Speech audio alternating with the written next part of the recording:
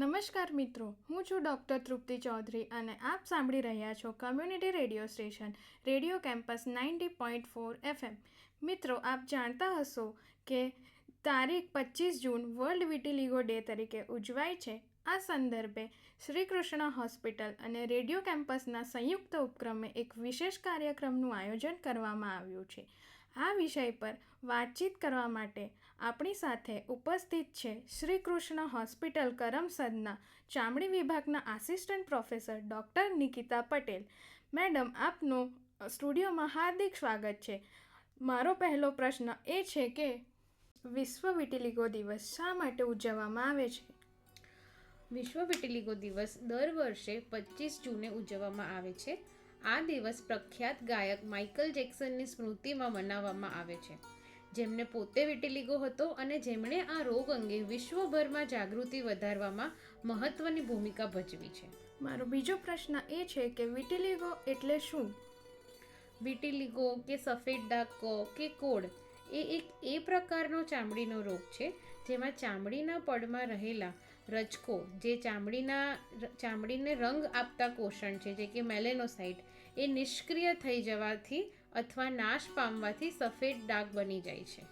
ખૂબ સરસ વાત કરી મેડમ. હવે શ્રોતા મિત્રોને એ જણાવશો કે વિટિલિગો થવાનું મુખ્ય કારણ શું છે?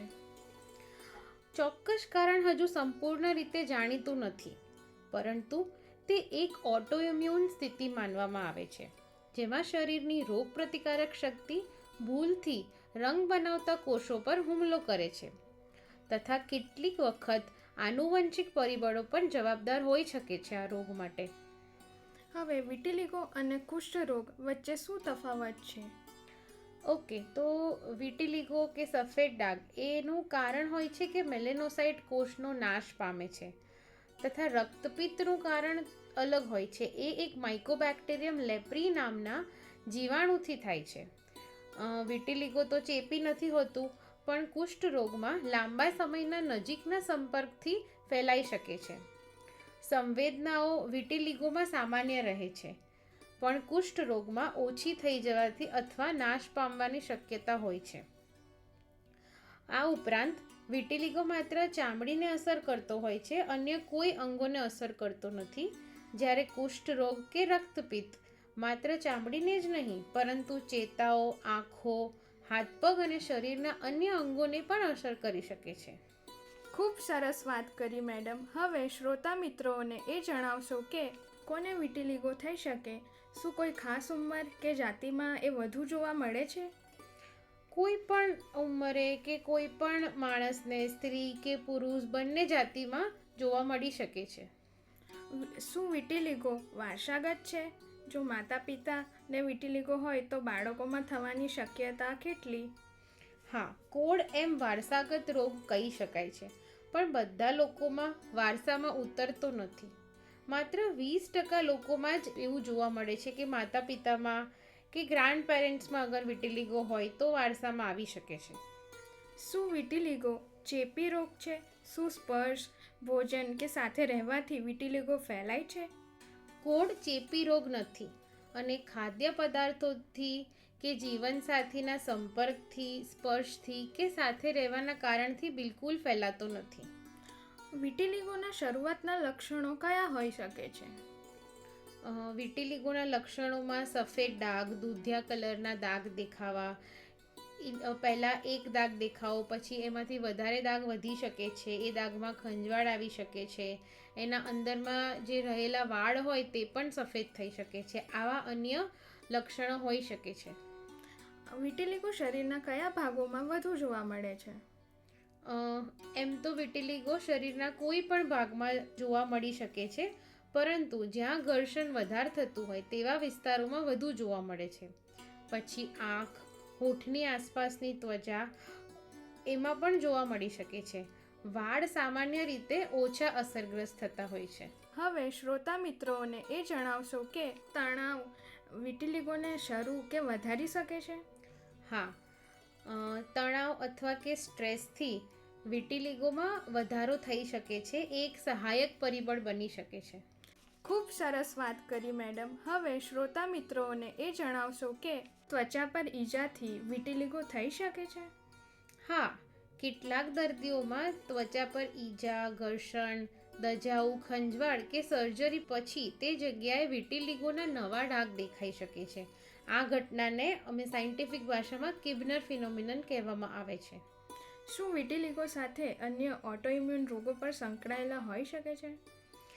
વિટિલિગો ધરાવતા કેટલાક દર્દીઓમાં અન્ય ઓટોઇમ્યુન રોગો પણ જોવા મળી શકે છે, જેમ કે થાઇરોઇડનો રોગ, જે સૌથી વધારે જોવા મળી શકે છે. એના પછી ટાઈપ 1 ડાયાબિટીસ, એલોપેશિયા એરિએટા એમ ઘણા બીજા રોગ એમાં સંકળાયેલા હોઈ શકે છે.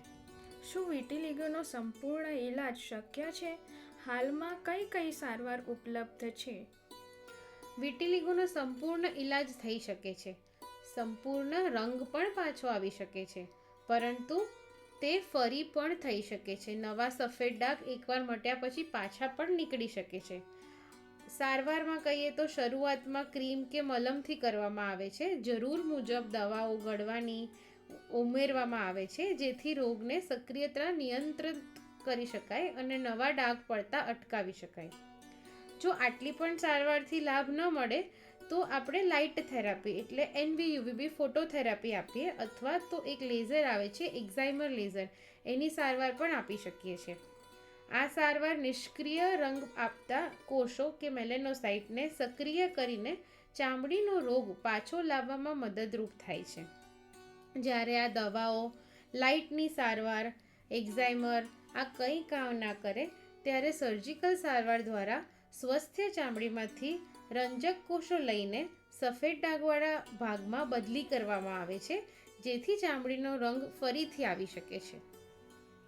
શું કોડ વિરુદ્ધ ખાદ્ય પદાર્થો ખાવાથી, જેમ કે દૂધ અને ખાટી વસ્તુઓ, દૂધ અને ડુંગળી, એનાથી સફેદ ડાઘ એના થઈ શકે છે? ના, આજે વિરુદ્ધ આહાર ખાવાથી કોડ થઈ શકે એમ નથી. આ વાતનો કોઈ વૈજ્ઞાનિક આધાર નથી. શું વિટિલિગો ધરાવતા લોકો સામાન્ય જીવન, શિક્ષણ, નોકરી અને લગ્ન જીવન જીવી શકે છે? હા, વિટિલિગો ધરાવતા લોકો આ બધું કરી શકે છે, કારણ કે વિટિલિગો કોઈ ચેપી રોગ નથી. તે એ વ્યક્તિના શિક્ષણ, નોકરી, લગ્ન જીવન, બુદ્ધિ અથવા કાર્યક્ષમતાને અસર કરતો નથી.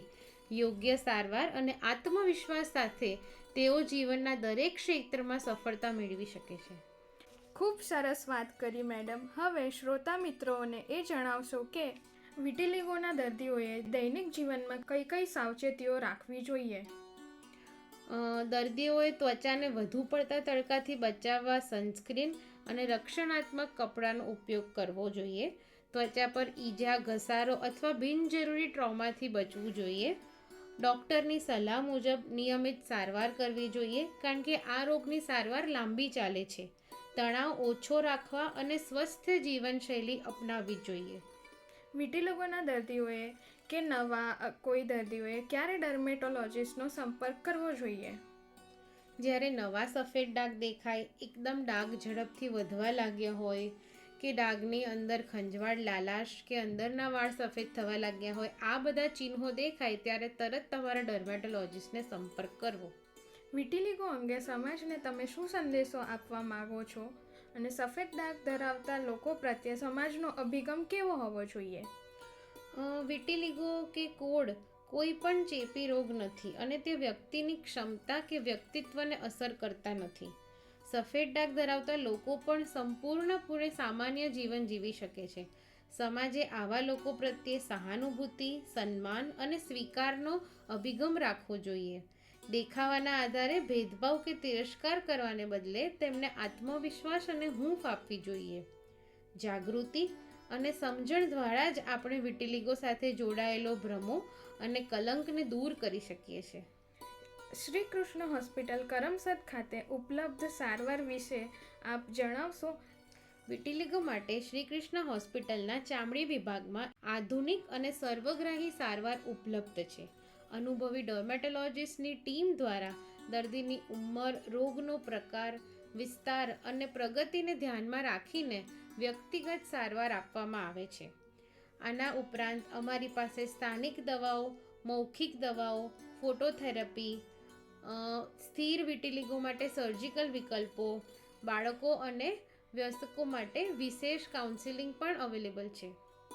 શ્રોતાઓ માટે તમારો અંતિમ સંદેશ શું છે? ચલો આપણે બધા મળીને કોઢને નહીં ગેરસમજને હરાવીએ, સ્વીકાર અને સમાનતાને અપનાવીએ. તો મિત્રો, આશા રાખું છું કે આપને આ કાર્યક્રમ દ્વારા વિટિલિગો એટલે કે કોઢના રોગ વિશે ખૂબ ઉપયોગી માહિતી મળી હશે. આવા જ કોઈ રસપ્રદ કાર્યક્રમ સાથે ફરી મળીશું. ત્યાં સુધી રજા આપશો.